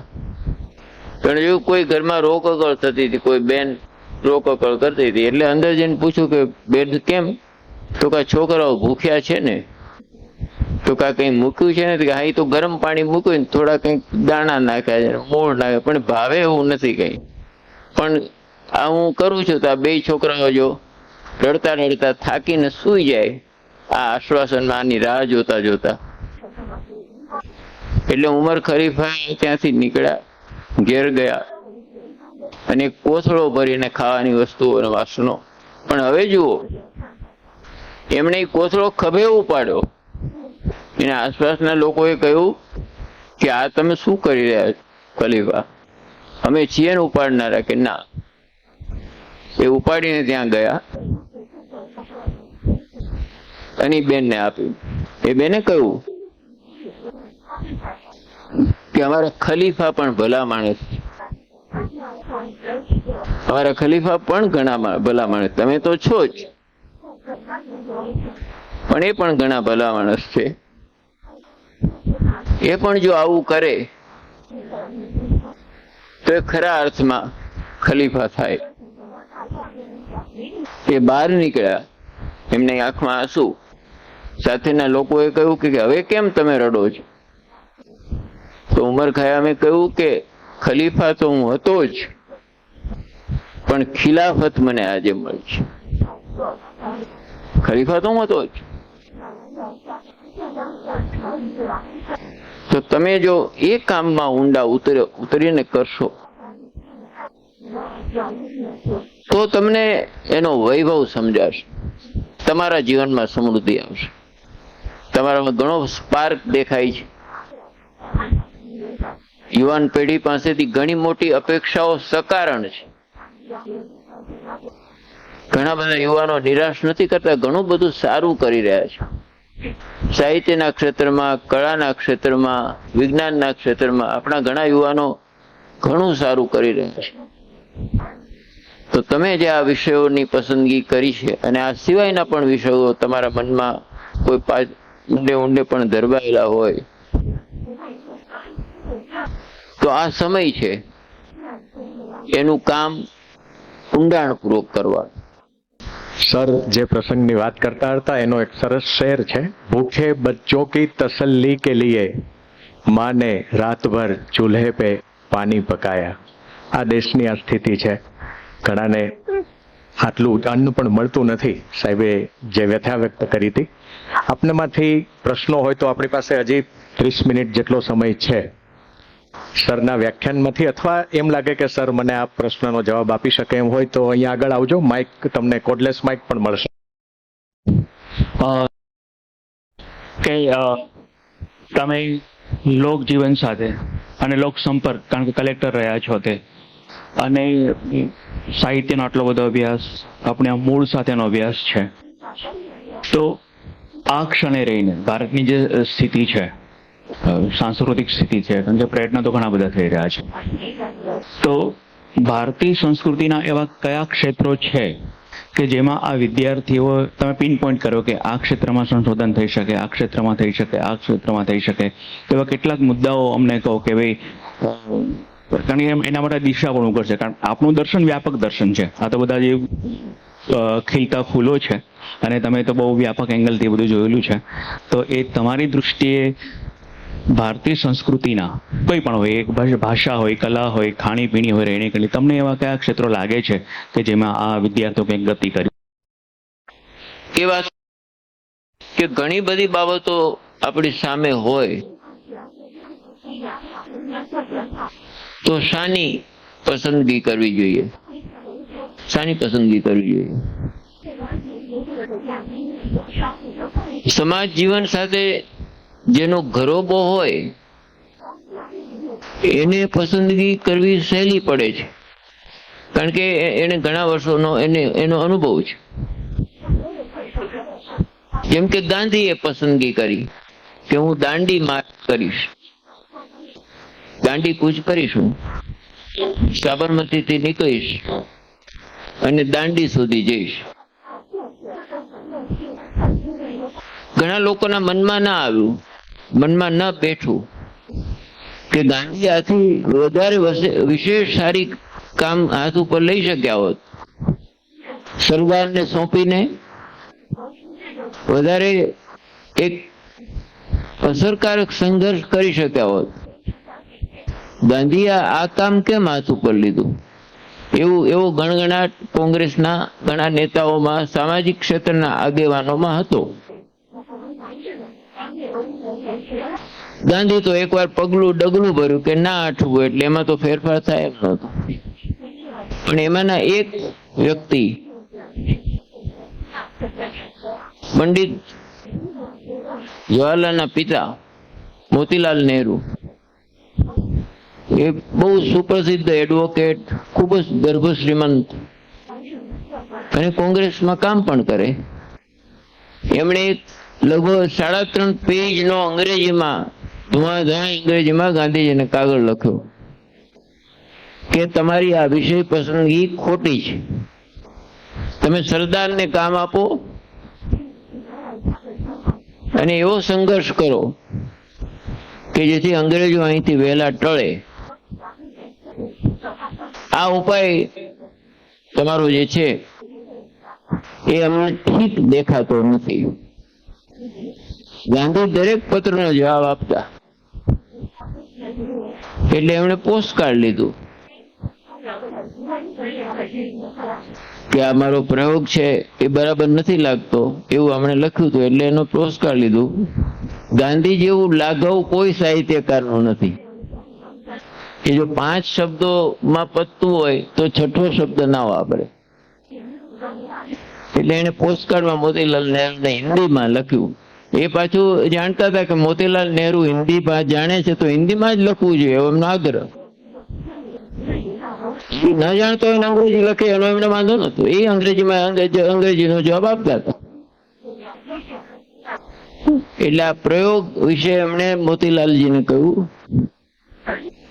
પેલો એમનો છેલ્લો શબ્દ ઉપાડ્યો કે આ પ્રયોગ મને ઠીક નથી લાગતો, એનો ઉપાડ્યો શબ્દ. બે શબ્દોમાં જવાબ, આજમાં કે દેખીએ. અને આ અમલમાં અપાતો. સાહેબ 12મી માર્ચે આખી દુનિયાનું ધ્યાન અમદાવાદ ઉપર ગયું, સમગ્ર વિશ્વનું. અને જેવી ખેડા સુધી પહોંચી દેશ જાગી ગયો. આના સમર્થનમાં એક ધરણા કરવાના હતા અલ્હાબાદમાં, જે પંડિત મોતીલાલ નહેરુની આગેવાની નીચે કરવાના હતા. એટલે સવારમાં પોલીસ એમને પકડવા આવી. એને યાદ આવ્યું ગાંધીજી એ મને લખ્યું છે મેં જવાબ નથી આપ્યો, 2-3 દિવસ થઈ ગયા, આજમાં કે દેખીએ. એટલે પોલીસને એને કહ્યું કે 10 મિનિટ પછી હું આવું. આ તો મોટા માણસ હતા એટલે પોલીસને એમાં એની સાથે વિવેકથી જ વર્તન કરે. એટલે કહ્યું કે સારું અમે બેઠા છીએ નીચે, આપ આવી જાઓ. એને પોસ્ટકાર્ડ લાવી રાખ્યું. ગાંધીને જવાબ લખો તો પોસ્ટકાર્ડ લાવી રાખેલું હતું. એને ખબર પડી કે આમ જ લખાય, અને એમને લાઘવતાથી જવાબ આપ્યો અને હિન્દીમાં આપ્યો, आजमाने से पहले ही देख लिया. तो जे उपाय जे काम એ નિસર્ગભાઈએ કહ્યું ને એ રેલેવન્ટ ઇસ્યુને લઈને જો કરીએ તેનું મૂલ્ય ઘણું વધારે છે. સાંપ્રદાયિક બાબતોનું પોતાનું જરૂર એક મહત્વ છે. સાંપ્રદાયિક બાબતોને કોરાણે મૂકવાની વાત નથી, પણ એની કાળજી ઘણા બધા લોકો લે છે. પણ સામાન્ય જનજીવનને સ્પર્શતા પ્રશ્નો લઈને અથવા કેટલાક વણખેડાયેલા ક્ષેત્રો જો તમારા ધ્યાન ઉપર આવે, જરૂર નથી કે તમારે આસપાસ જોવું પડે, બહુ દૂર જોવું પડે, દૂર જવું પડે, પણ તમારા જીવનમાં તમારી રોજની ગતિવિધિઓમાં તમારી આસપાસની વનસ્પતિ, તમારી આસપાસની જીવ સૃષ્ટિ, તમારા ટેક્સ્ટ બુકમાં આવતી કેટલીક વિગતોના વિશેષ ઊંડાણમાં જઈને, મેં જોયું તમારામાં કેટલાક લોકોએ ખરેખર સારા વિષયો લીધા છે. એટલે જનસામાન્ય સાથે જોડાયેલી આવી બાબતો જે વ્યાપક છે, જેનો સંદર્ભ વ્યાપક છે, જેની અસર વ્યાપક થવાનો સંભવ છે, એમાં તમારું વેલ્યુ એડિશન થવાથી તમે વિચાર કરો, અહીંયા મને રમણીકભાઈ ત્યાં ગયા બારડોલી આશ્રમમાં ગાંધીજી રહેતા, અહીં સાબરમતી નહોતા આવતા એટલે.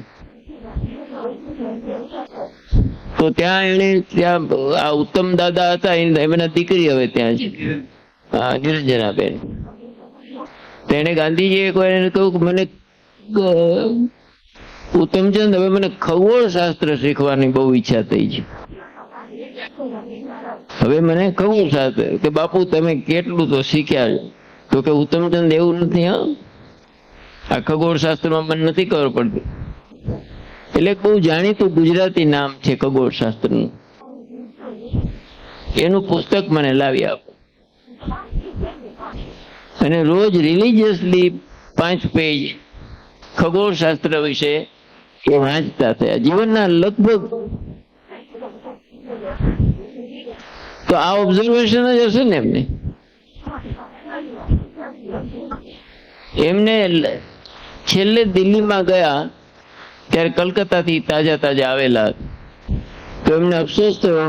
એને મનુબેનને કહ્યું કે આ બંગાળી હું ના શીખ્યો. હવે મનુબેન કે બાપુ રહેવા દો ને, તમે 3:30 ઉઠો છો અને રાતને 10 વાગે સુવો છો, આમાં અમારે બંગાળી ક્યારે તમને શીખવાડવું અને કયો ટાઈમ? તો કે એક કામ કર, સવારે તું જે અહીંયા મને પેટની તકલીફ છે ને પેલી માટી મૂકે છે 10-15 મિનિટ, એ દરમિયાન મને કોઈક બંગાળીનો પાઠ ભણાવે એવું કર. મારી 15 મિનિટ આ કામમાં જાય ને પેલા કામમાં જાય. એટલે આ હું તમને એટલા માટે કહું છું કે કદાચ તમને એવું લાગે ને કે સમય નથી, તો ટાઈમ મેનેજમેન્ટમાં ગાંધી અલ્ટિમેટ છે. ટાઈમ મેનેજમેન્ટમાં પણ અલ્ટિમેટ. ઘણા કામોની વચ્ચે આપણે કહીએ પુસ્તકો વાંચવાનો ટાઈમ ક્યાં છે? જો કે મહેન્દ્રભાઈ એક સવલત કરી આપી છે, તમારે જોવું જોઈએ. રોજની વાંચન યાત્રા મહેન્દ્ર મેઘાણી, 1 પેજ વાંચો મહેન્દ્રભાઈ. આનેથી વધારે કોઈ વાંચન રસ્યો ભારતમાં તો ઠીક, પણ મને નથી લાગતું દુનિયામાં કોઈ થયો હોય કે જેને 1 પેજમાં 1 વસ્તુ તમને મૂકી આપી, જીવનમાં કંઈક ઉમેરે એવું. એટલે એમને કાકા સાહેબે કમા મુનશીની ચોપડી મોકલી કે આ ગુજરાતનો નાથ બાપુ વાંચી જાઓ. કાકા સાહેબે ભલામણ કરી બુક મોકલી એટલે વાંચવી જ પડે, એટલે વાંચી ગયા. પછી એમના મનમાં પ્રશ્નો થયા, ઘણા બધા પ્રશ્નો થયા વાંચ્યા પછી. માલોપતિ મુંજ વિશે એટલે એમને થયું કાકા સાહેબ તો આનો જે ખુલાસો ના કરી શકે, લાવ મુનશીને જ લખું. એટલે એમને મુનશીને લખ્યું કે મુનશી તમારી બુક બહુ વંચાણી છે, બહુ વખણાઈ છે, અને કાકા સાહેબે મને ખાસ ભલામણ કરીને મોકલી હતી એટલે હું વાંચી ગયો. પણ મુનશી મને કઈ આમાં હું આનાથી પ્રભાવિત ના થયો. જુઓ એ લખ્યું કે હું આનાથી કેમ ન થયો? તો મને આમાં તમારા દર્શન ક્યાંય ન થયા. આ માલોપતિ મુંજમાં મને મુનશી ક્યાંય દેખાય નહીં. પછી એને કહ્યું કે મેં કિટ્સ ને વાંચ્યા, ગાંધીજી જો વાંચન, મેં શૈલી ને વાંચ્યો, મેં કાલિદાસ ને વાંચ્યા, પણ આમાં તમારા પુસ્તકમાં કોઈ મૂલ્યો, જીવનનું શિક્ષણ આપતા મૂલ્યો એ મને દેખાયા નહીં. મુનશીએ બહુ સરસ એક સર્જકને છાજેવો જવાબ આપ્યો. એને કહ્યું બાપુ તમારું સાહિત્ય તરફ જોવાની દ્રષ્ટિ અને એક સાહિત્યકારની સાહિત્ય તરફ જોવાની દ્રષ્ટિ એ ભિન્ન છે. એટલે આ તમે મારી નવલકથા વાંચો એ પહેલા જ હું કહી શક્યો હોત કાકા સાહેબને કે એમને ગમશે નહીં. તમે સાહિત્યને જીવન ધર્મ સાથે ગણીને એમાં કઈ પરિપૂર્તિ કરતી હોય એને જ તમે સાહિત્ય. પણ બાપુ એ સિવાયના વિચારો, સપનાઓ એ સર્જકના દિલમાં આવે તો એને જન્મવાનો અધિકાર નથી? એમણે પૂછ્યું. કેટલી સરસ વાત કરી. અને પછી કેટલી વિનમ્રતા લખી કે આપને હું કિટ્સ, શૈલી અને કાલિદાસ જેવો ન લાગ્યો હોય તો બાપુ એમાં એમાં એમાં એમાં કઈ મોટી વાત છે? આપે તો સરખામણી રાજા ભોજ અને ગાંગા તેલીની કરી છે. આ તો રાજા ભોજ છે બધા, અને હું તો ગાંગો તેલી છું. એટલે બાપુ આપની આ સરખામણી એ ઉચિત નથી. કમા મુનશીની પણ આમાં એક ગૌરવ, ગરિમા અને વિવેક દેખાય છે. એટલે તમે એવી પસંદગી કરો કે જેનો સંદર્ભ આજના યુગ સાથે જોડાયેલા હોય, લોકો સાથે જોડાયેલો હોય, અને બની શકે તો વૈજ્ઞાનિક સંદર્ભો સાથે જોડાયેલો હોય. કઈ ધીમે ધીમે આ ગણપતિને દૂધ પાવા જે લાઈનો લાગતી જાય છે કે ગણપતિ દૂધ પીવે છે, તો મોટી ક્યુ થાય છે. ગણપતિ દૂધ પીવે છે, પીતા હશે, ખબર નથી. આપણે તો કઈ ગણપતિને કોઈ પૂછવા ગયા નથી, ગણપતિનો ઇન્ટરવ્યુ લેવાતો નથી. પણ આ પ્રકારની જે કેટલીક માન્યતાઓ સમાજમાં વાઇલ્ડ ફાયરની જેમ કેટલી ઝડપથી ફેલાઈ જાય છે. આના કોઈ કાગળો નથી લગતા.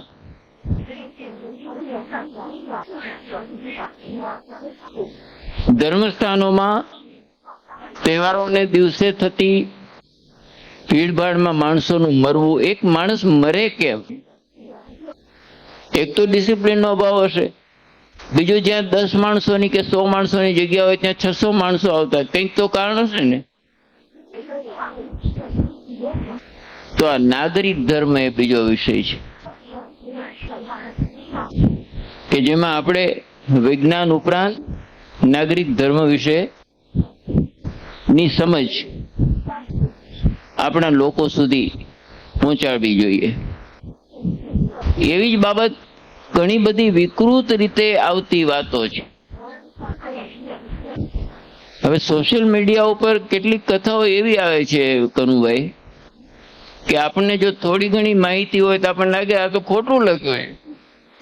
પણ હવે કોઈક મને કહ્યું કે આવું તમે જો વિચારશો તો એ તો પરેશાનીની વાત છે. આમાં કોણે કહ્યું સાચું લોકો? એવું છે કોઈ નિયમ? નિયમ તો નથી. તો કા મારી જાણકારી હોય એ લખું, કા મને ગમે એ લખું, મારો મરજીનો માલિક છે. પણ એમાં એક ત્રીજું પરિબળ આવે છે કે જે ગમે તે લખવાનું ચોક્કસ આયોજન કરે છે. એ ગમે તે લખે છે, એ ગમે તે નથી, એને એક દિશા આપે છે. લોકોની વિચારસરણીને એક દિશા આપવાનો પ્રયાસ કરે છે. અને જે હંમેશા કે સાચી દિશાનો પ્રયાસ પણ કેટલાક લોકો કરતા હશે, પણ ઘણા બધા લોકો, ગણનાપાત્ર લોકો એ જે દિશા તરફ ચાલવાનો પ્રયાસ કરે છે એ કલ્યાણ માર્ગે જનારી દિશા નથી. ભગવાન કૃષ્ણએ અર્જુનને કહ્યું હતું કે કલ્યાણ માર્ગે જનાર જે છે એની દુર્ગતિ થતી નથી, એવું ભગવદ્ ગીતાનું વાક્ય છે. આ કલ્યાણ માર્ગે લઈ જનાર નથી. એટલે કેટલી આ બધી સમસ્યાઓ, કેટલા બધા વિષયો સામાન્ય લોકોમાં પણ હજી જે તત્વ જળવાઈ રહ્યું છે. કાલે દાદાએ કહ્યું ને, 2-3 વાતો એક સાથે એમણે કરી દીધી. સામાન્ય લોકોની અસામાન્યતા. ગાંધીને કોઈ પૂછ્યું હતું પાદરીએ કે આટલું આ દેશમાં આટલા બધા પ્રશ્નો છે, આટલા બધી સમસ્યાઓ છે, ને અંગ્રેજો શાસન કરે છે, ને પેલા ફલાણા શાસન કરતા હતા, ને પેલા ફલાણા શાસન, હવે આમાં તમે આઝાદી લઈને કરવાના છો શું? અને કોણ આ આઝાદીનું જતન કરશે? કોનામાં તમને શ્રદ્ધા છે? એમણે કોંગ્રેસના આગેવાનનું નામ નથી આપ્યા, કે નથી કોંગ્રેસ પાર્ટીનું નામ આપ્યું. કોંગ્રેસ XYZ કોઈ પાર્ટી. એને કહ્યું કે સામાન્ય માણસમાં મારી શ્રદ્ધા છે, સામાન્ય માણસમાં મારી શ્રદ્ધા છે.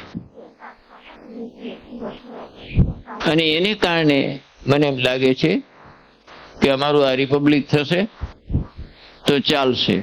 કારણ કે સામાન્ય માણસ એના શોષણ જે બહારની સત્તાને કારણે થઈ રહ્યું છે એમાંથી મુક્ત થશે, અને એમાંથી મુક્ત થશે તે આગળ વધશે.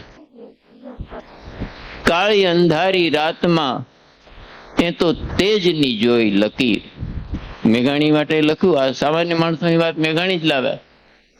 કાળી અંધારી રાતમાં તે તેજની જોઈ લકીર, માનવ જુલ્મી નરમાં માનવતાના હૈયે દીઠા હીર, અંતરના લોઢ ઉછાળ્યા અને સમુદરમાં વીરડા ગાળ્યા. ગાજે સમુદરના પાણી કવિદાદની રચના છે.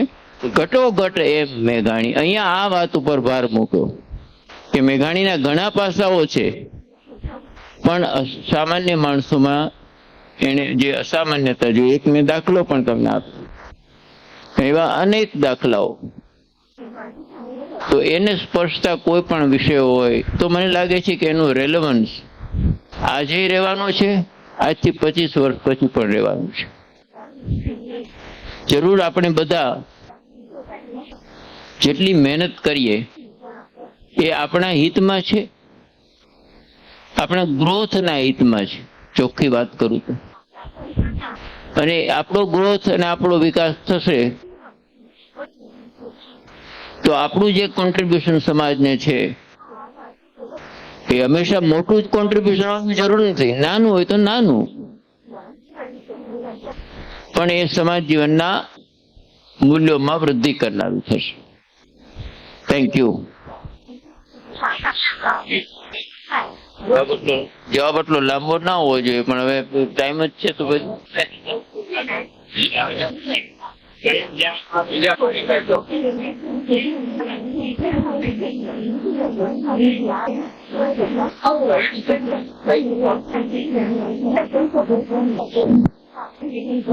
નમસ્તે.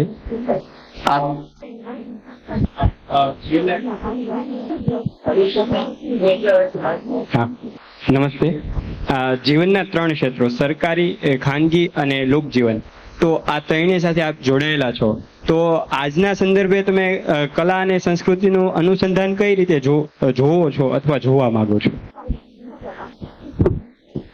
આમ શું નામ તમારું?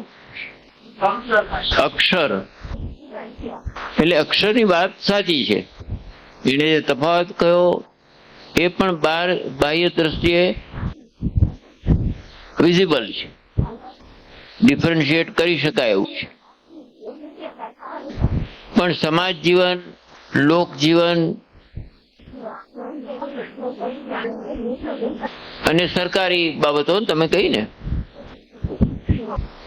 એ ઘણા બધા અંશે તમને ક્યાંય ને ક્યાંક મળતી પણ દેખાય છે. સાવ એકબીજાથી સ્વતંત્ર નથી, અથવા સાવ એકબીજાથી ભિન્ન નથી, એમ કહું તો ચાલે. અમારે ઘણા સિનિયર અધિકારીઓ અમે દાખલ થયા ત્યારે કહેતા હતા કે દરેક ફાઇલમાં તમે લાઈફ જોજો. આ ફાઇલ કેમ ઊભી થઈ, આ પ્રશ્ન કેમ ઊભો થયો, તો એની પાછળ કોઈક લાઈફ હશે. એટલે તમે જે કરો છો, કારણ કે તમે એક મોટી વ્યવસ્થાના ભાગરૂપ છો, તમે જ કરો છો એમ નહીં, પણ ઘણા લોકો કરે છે, એમાં તમે પણ એક મહત્વની કડી છો. એટલે તમે જે નિર્ણય કરો છો એ તમે સરકારનો ભાગ છો, એક વ્યાપક વ્યવસ્થાનો ભાગ છો, એટલે એની અસર ઘણા બધા લોકોને પડશે. મારી પેઢીનો કોઈ નિર્ણય કરું તો સમાજ ઉપર અસર નહીં થાય, કે મારી પેઢી પૂરતી જ વાત રહેશે. પણ હું સરકારી અધિકારી તરીકે, એ પ્રક્રિયાના ભાગ તરીકે જો કોઈ નિર્ણય કરતો હોઉં તો એની અસર સમાજને થશે, કારણ કે એનો વ્યાપ વિસ્તૃત છે. મને સદભાગ્યે એક કડીમાં કામ કરવાનું થયું છે. એ કડી મારા કારણે જ થાય છે એવું પણ નથી, પણ એને હું વળાંક આપી શકવાની સ્થિતિમાં છું. એને પોઝિટિવ વળાંક પણ આપી શકું છું, નેગેટિવ વળાંક પણ આપી શકું છું. અને જો પોઝિટિવ વળાંક આપો તો એનું પરિણામ સારું આવે. ભીમસિંહભાઈ સવારે મને કહેતા હતા, આજે જ સવારે કહેતા હતા, આટલું બધું ખોટું થાય છે, ખરાબ થાય છે, એની વચ્ચે એમણે દાખલો આપ્યો. મને દાદાને બંને કહેતા હતા કે આ જમીન અમને લાંબા સમયે મળી, પણ એને કારણે તંત્ર તરફથી કોઈ પણ પ્રકારનું હેરેસમેન્ટ કે અપેક્ષા કોઈએ પણ રાખી હોય એવું નથી બન્યું. એટલે આપણે બધું જ બગડી ગયું છે એમ જયારે માનીને વાત કરીએ છીએ ને એબ્સોલ્યુટ ટર્મ્સમાં એ વાત કરવા જેવી નથી. તો સંસાર ચાલે જ નહીં ને.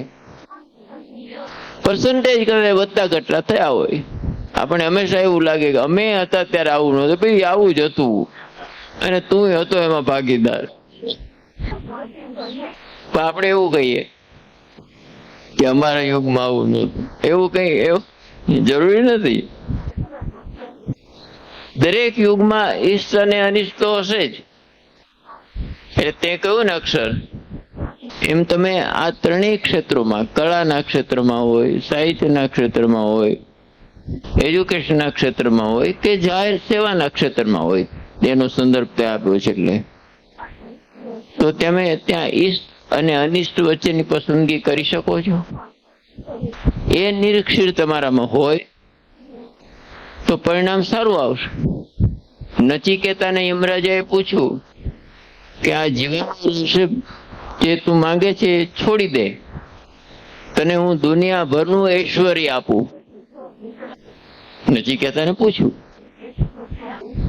છોકરાને લલચાવ્યો. આ છોકરા કે આ દુનિયાભરનું ઐશ્વર્ય આપ મને આપો, એનાથી મને અમરત્વ મળશે?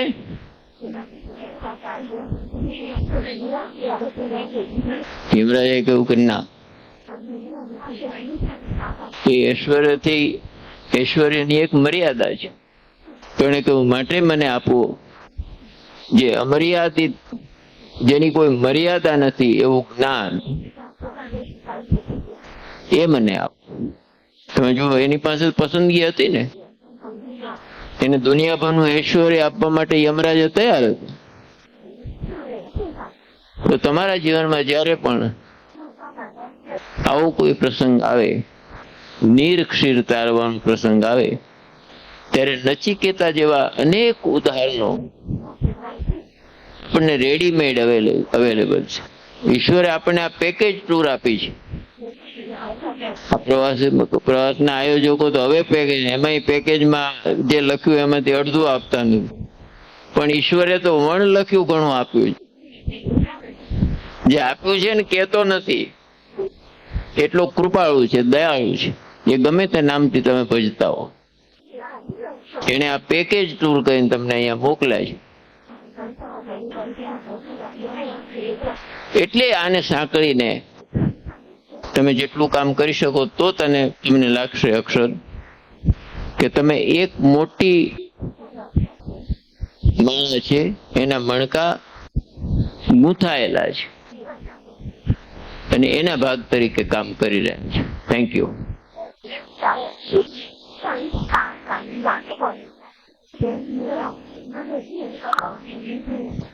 નમસ્તે સર.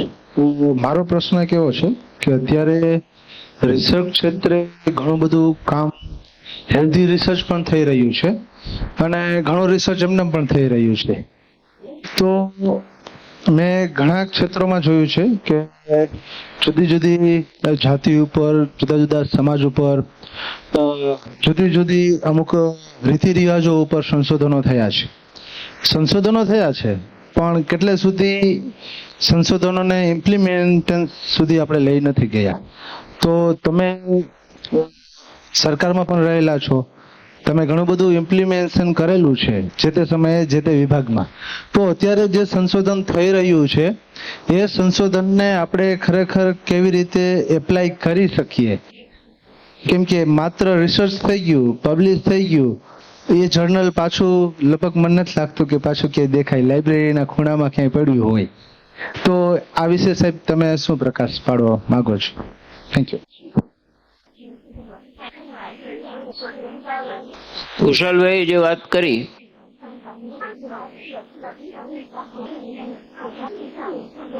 એના બે ભાગ છે. એક બાબત એવી કે તમે જે કંઈ કરો છો, કોઈ રિસર્ચ કરો છો, એનું અમલીકરણ, ઇમ્પ્લિમેન્ટેશન, એનું વ્યવહારીકરણ, એ બે વચ્ચે ગેપ છે. તો આ છે જ, he is right, A gap છે જ. હવે એની પૂર્તતા કેવી રીતે કરવી એ પ્રશ્ન છે. હું તમને એક બહુ સીધો સાદો દાખલો આપું કે કૃષિના ક્ષેત્રમાં, ખેતીના ક્ષેત્રમાં અને કૃષિ સંબંધિત ક્ષેત્રોમાં અનેક પ્રકારની શોધખોળો થાય, જેને કારણે ખેડૂતોનું ઉત્પાદન વધે, પર એકર yield વધે, અથવા પાકોની યોગ્યતા નક્કી થાય તો પાણીનો બગાડ ઘટે અને નિંદામણ જેવા ખર્ચા ઓછા. એવા અનેક રિસર્ચ ખેડૂત સુધી પહોંચતા નથી. લેબોરેટરીમાં છે, સંશોધનમાં છે. એટલે જયારે નરેન્દ્રભાઈ મોદી અહીંયા મુખ્યમંત્રી હતા ત્યારે આ એક સારો વિચાર એમણે આપ્યો. એમનો વિચાર હતો અને મને લાગે ખૂબ ખૂબ સારો વિચાર આપ્યો કે આપણે કૃષિ યાત્રાઓ કરીએ. તમે કહ્યું ને, ઇમ્પ્લિમેન્ટેશન માટે અલગ અલગ સમયે લોકોએ અલગ અલગ વિચારો આપ્યા. તો એમણે કહ્યું કે આ લેબ થી લેન્ડ સુધીનો જે ડિફરન્સ છે, જે ગેપ છે, એને પૂરવા માટે આપણે આ કરીએ. તો આ એક પ્રયાસ કર્યો. હરેક પ્રયાસને 100% સફળતા ન મળે.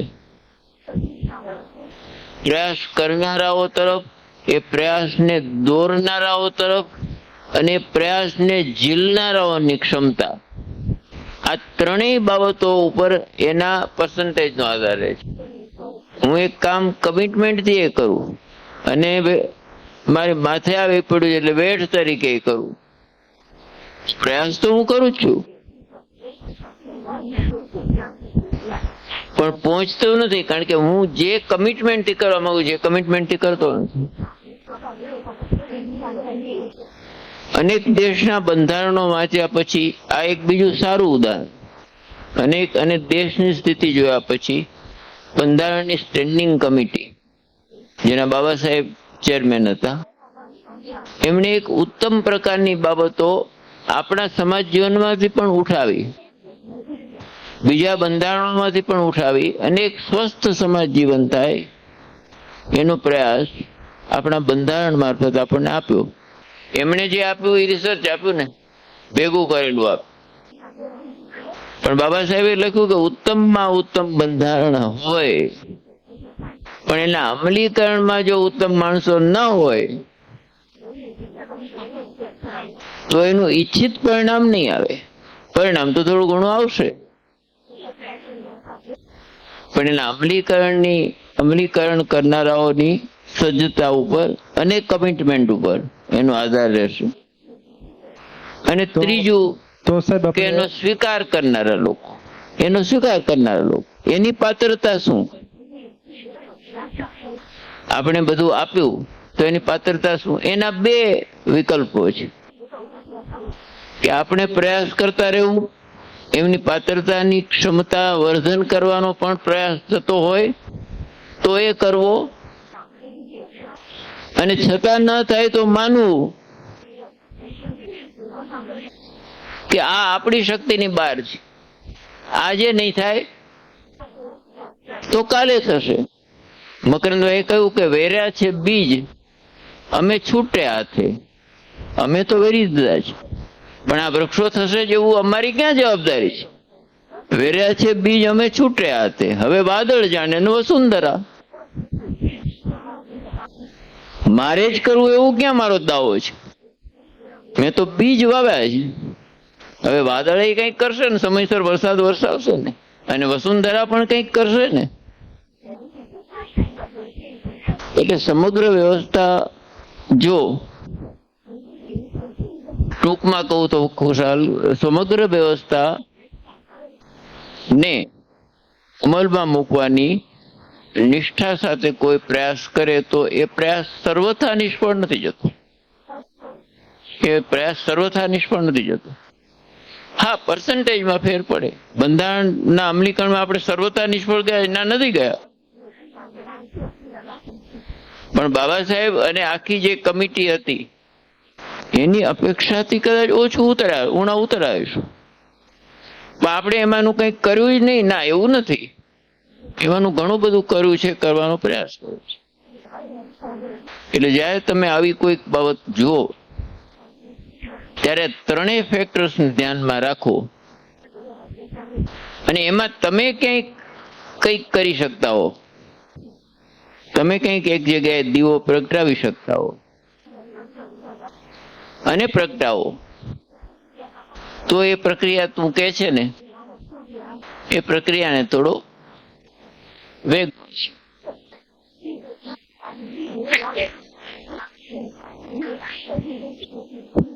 ખૂબ ખૂબ આભાર આપ સૌનો. આ સત્રના અંતે હું રમણીકભાઈને વિનંતી કરીશ, આપ ગઢવી સાહેબનું શાલ ઓઢાડીને સન્માન કરશો. વક્તા તરીકે આ પેલું કાલ મહેમાન હતા આપ સાહેબ, એમણે વ્યવસ્થા જે કરી છે એટલે.